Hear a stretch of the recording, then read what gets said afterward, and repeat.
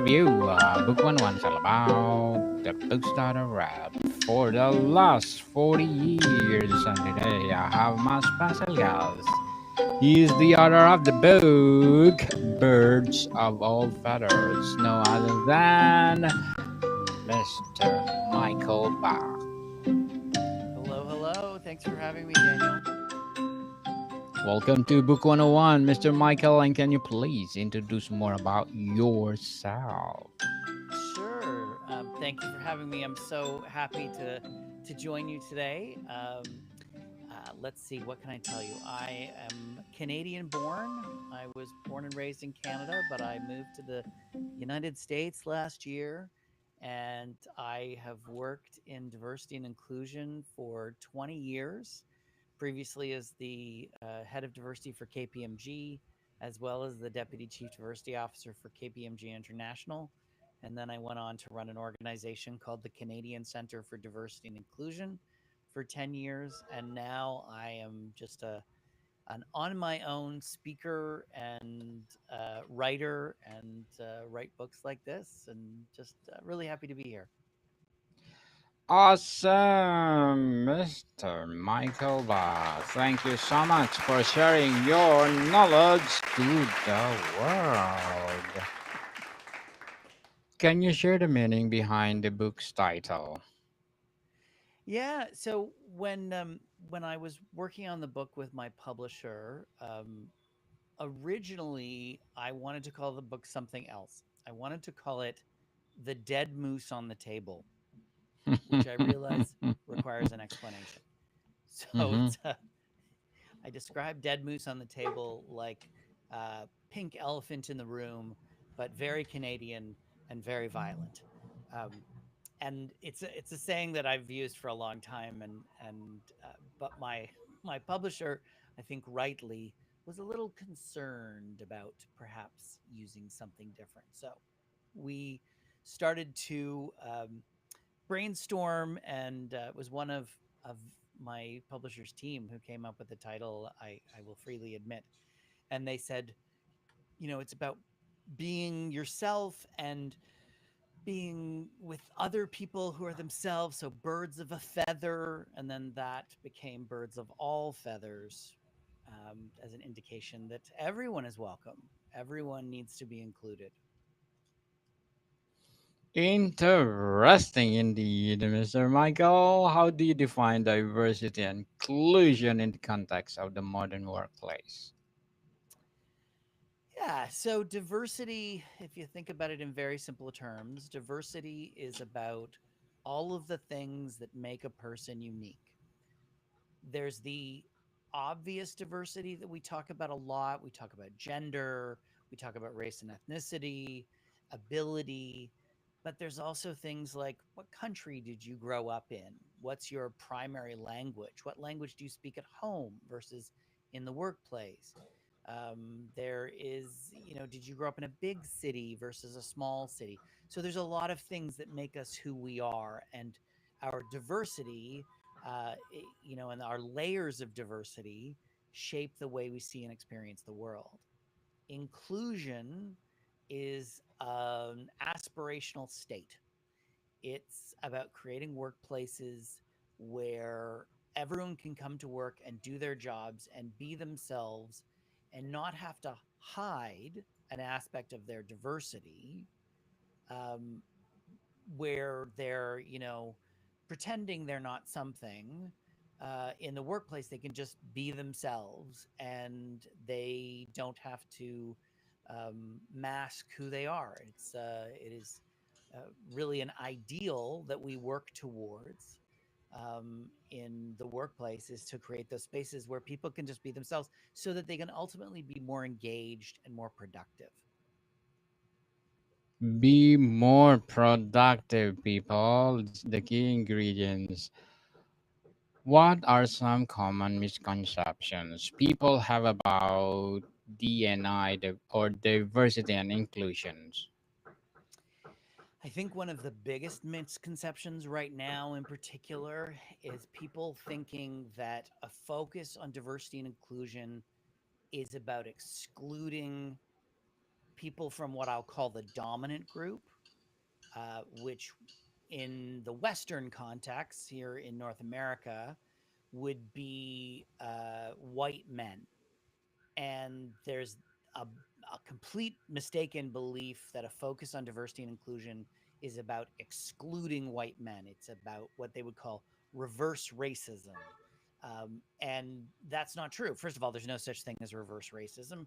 There is just racism. And yes, white people can experience racism in certain circumstances. Um, uh, it is a, a misnomer that it is about special treatment, that we are trying to take merit out of the process of hiring and promoting people. And it is just not understood. And I think, frankly, people in my position have contributed to some of this confusion. Um, by not helping people understand really clearly that just because we have a focus on diversity and inclusion doesn't mean that the dominant group, people from the dominant group, can succeed.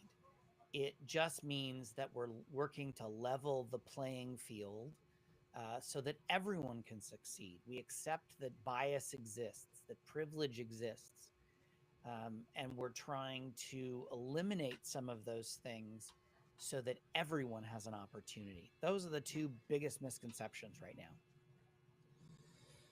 Indeed, everybody can succeed. How do you address resistance or pushback when implementing DNI strategies? I would say a couple things. Um, First off, you need a really good business case. And some organizations will call them different things, strategic imperative, guiding principles, whatever you call it, it's the same thing. It answers the why question. Why are we doing this? Why are we focused on diversity and inclusion in our workplace? Why are we introducing programs, etc.? And it it needs to speak the language of your organization. It needs to answer that question in very clear terms so that people who are hesitant, who are challenging some of these conversations, can really understand that it's not about someone losing so someone else can gain. It's about all of us gaining. So first and foremost, business case. Make sure it's solid. Make sure it's clear. Make sure you understand why you're doing this, and you can explain that to anyone in your organization. And then I would say the next thing is really just to focus on the data. Numbers don't lie. You may not like the numbers, but they don't lie. So focusing on data is something that people can't argue against. And you'll use data in your business case, but you'll also use it in every aspect of what you do in diversity and inclusion, is really making sure you're using the data to prove your point. If the data doesn't support your point, then perhaps your point is not actually appropriate. This is not about social justice or the moral imperative, doing the right thing. It's about what's good for our organizations, what's good for our businesses, for our employees, for our productivity, our profitability. And data will prove the point for people who are resistant to the conversation. There's some people I will freely admit that are so entrenched in their belief that diversity and inclusion is bad. Maybe they hold different tendencies. Maybe they're racist, they're sexist, whatever. They're never going to change their belief. So there's nothing you can do to change that. Um, Whereas people who, frankly, don't understand, they don't see themselves in the diversity and inclusion conversation. They don't really understand why it matters. They will see the data and they will understand. If you've done your job correctly, then they will understand. And I would say those are the first places to focus. There's one last one, Daniel, and that is we should stop focusing on representation. And a lot of employers that I know that I've worked with over the years focus exclusively on a representation. They're very concerned about, how many women do we have, and how many people of color do we have, and how many of this and how many of that. And representation is important, but if you are hiring people into an environment that is exclusionary, where they're going to face racism and sexism and homophobia and other forms of discrimination, then you've actually done them a disservice. You haven't actually helped, and you've actually made things worse. So, for at the beginning in particular, or even when you're facing resistance, let go of the representation piece and focus on inclusion. And then the representation will happen because people will want to work in your organization. They'll hear about how great it is a place that you can work when you are X, and X can be whatever identity group you like. And then they will want to work there. But you have to make sure that it's an inclusive space first. Very well said, Mr. Michael. Very well said. Sure. I think there's something wrong with our, I don't know, riverside. It's in my part or in your part. But anyway, let's continue this. In your experience, what are the most first steps an organization should take toward true inclusivity? Sure. So, first, again, the business case. I've talked about that. I would say the second step is to conduct some form of assessment to understand what are the problems. And that can be small, it can be large, it can be simple, it can be complex. I would say you are looking at towards the goal of understanding what are the issues that you're trying to fix. If you decide to say, oh, we're going to roll out unconscious bias training to everyone, okay, but what's the problem you're trying to fix? Um, and you need to conduct some form of assessment, and that can be things like one-on-one conversations and surveys and focus groups and other data collection.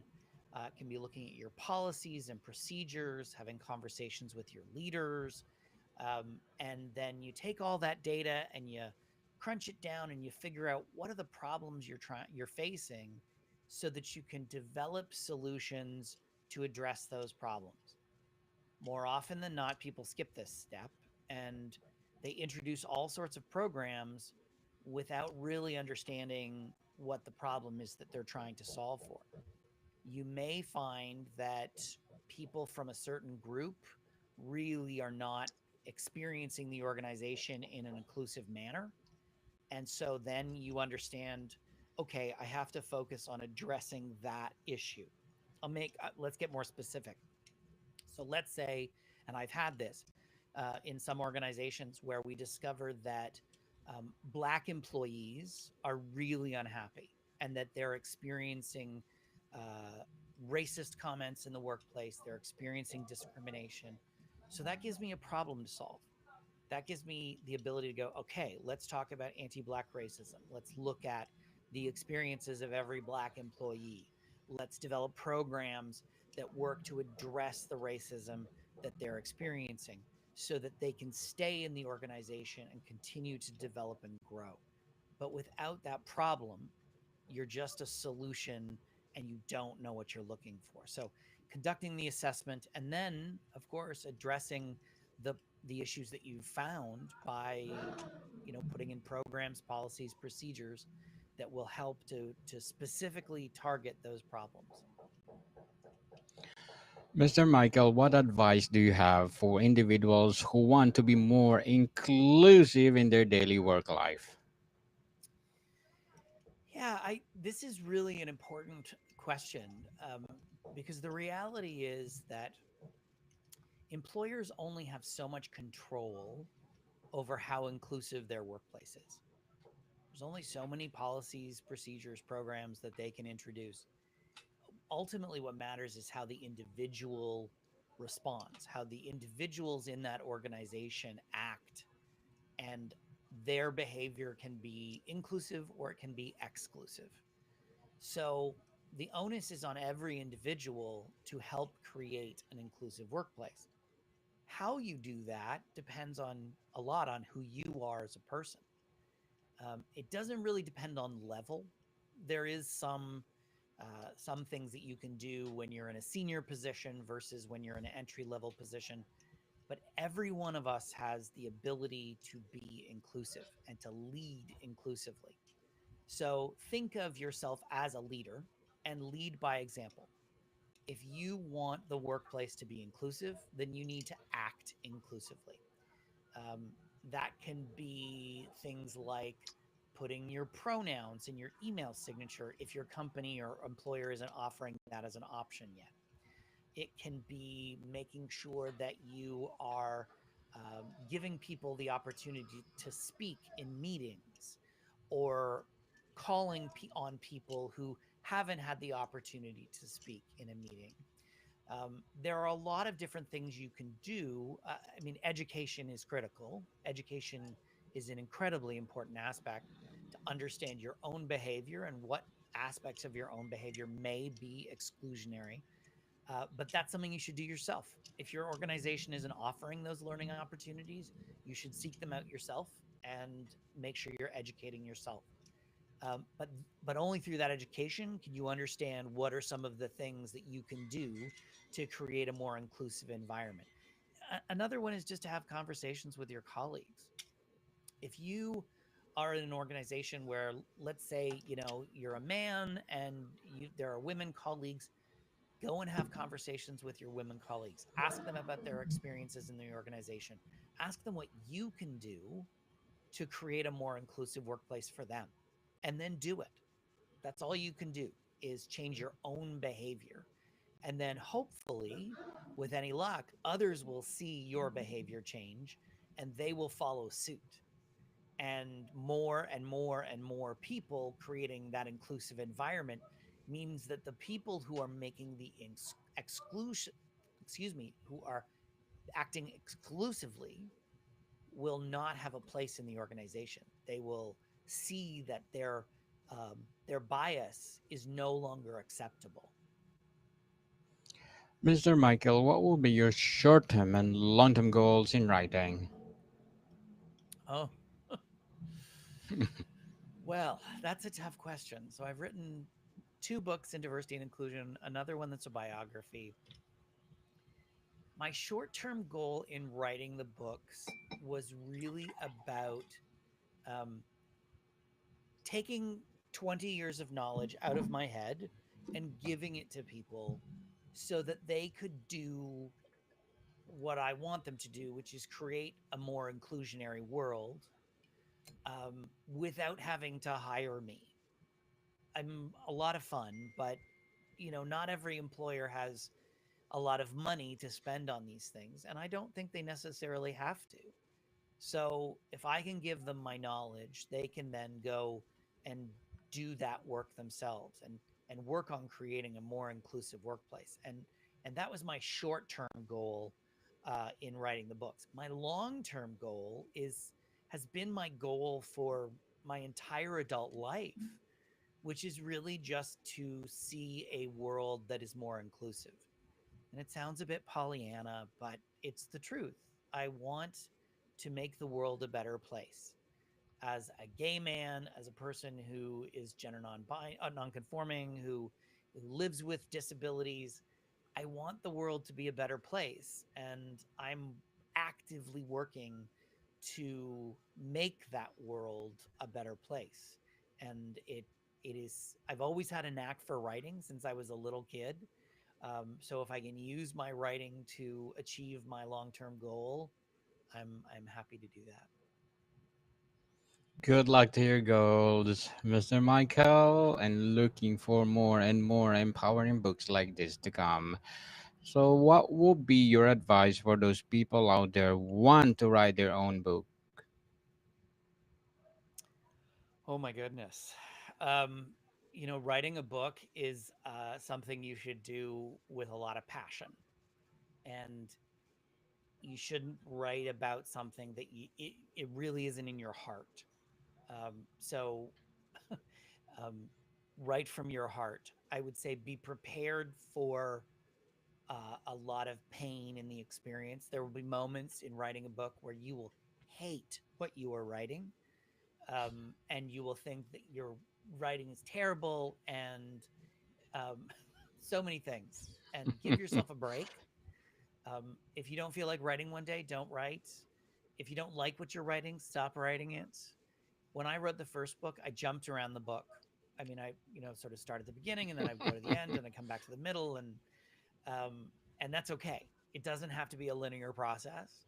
You can write whatever's in your brain, um, and I would then say once the book is done, trust yourself, give it over to publishers, be prepared for some pain because publishers get hundreds and hundreds and hundreds of submissions every year, um, of good books that never see the light of day. You might consider hybrid publishing or self publishing. Both are great options. The one thing I would say is don't expect to make any money off a book. That is a complete misnomer, Yes. unless you're Margaret Atwood or J.K. Rowling. Books generally don't make money. If you can cover your costs, if you're publishing yourself or you're using hybrid publishing, um, that's great. And if you manage to secure a publisher, don't expect to make a lot of money. But I don't think that should ever be the reason to write a book. I think the reason to write a book is you have something to say, and that is the most important thing when you're writing. Definitely. Thank you for your advice, Mr. Michael. I hope people will empower of what you said. If there's one key message readers should walk away with, what would that be? Or what would that be? I would say that work in diversity and inclusion is not as hard as some people make it out to be, and it doesn't have to be hard. It doesn't have to be complex. Um, any employer can do this work. It doesn't matter how many employees you have. Um, it can be very simple, and ultimately, what we're talking about is respect for one another, for our decisions, for who we are as individuals. Um, we should just focus on um, making sure that we're creating those workplaces where we can respect one another and do something. I always describe not doing something in diversity and inclusion like getting a gym membership and not going, and then expecting your body to change. That's not how it works. So don't think that. Just do something. Do something to make your workplace more inclusive, and it will absolutely pay off. Mr. Michael, how do you ensure that diversity and inclusion efforts are sustainable and not just an one time initiative? Yeah, it's a really good question, and certainly I've seen lots of organizations who um, where it's petered out, where things start and then stop. Um, I would describe work in diversity and inclusion like driving a car up a hill without brakes. If you ever take your foot off the gas, you will roll backwards. It's how it works. So you have to constantly be moving forward. So I talked about how you conduct an assessment. And by the way, that is described in detail in my book. Um, you After you conduct the assessment, you introduce the programs, you've started to see change, you have to go back and conduct the assessment again to see if you have addressed the problems and what new problems have arisen. And it is a cycle, and it is a constant cycle, where you are working perpetually towards that goal of inclusion. Something will always change. It is, we're not stuck in amber. Things are constantly changing as we hire people, as people leave the organization, as new laws come into place, any number of things. We are constantly changing. So just keep working at it. And even when you think an initiative is simple and small and not going to have impact, it's something. And again, something is better than nothing. So you just have to keep working at it constantly over and over, and you will see progress. Certainly, yeah, totally agree with you, Mr.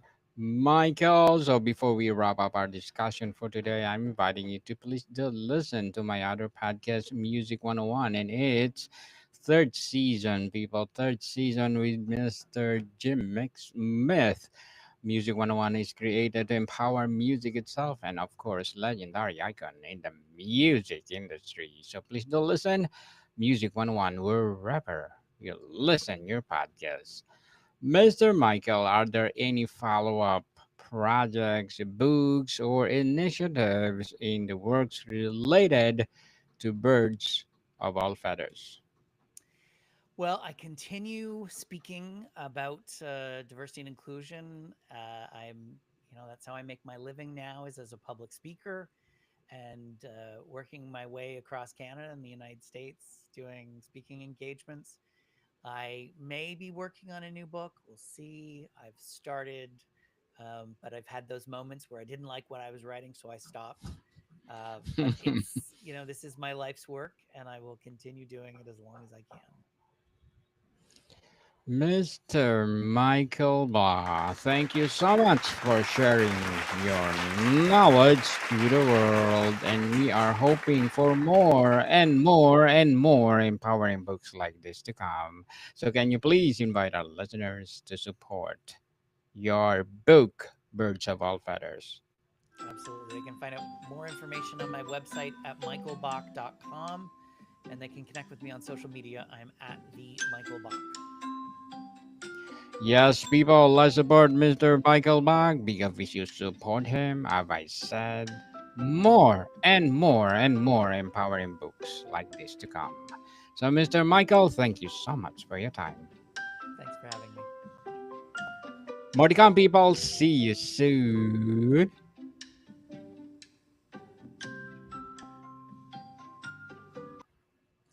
Mr. Michael, you are most welcome to come back if you publish another book. Let's empower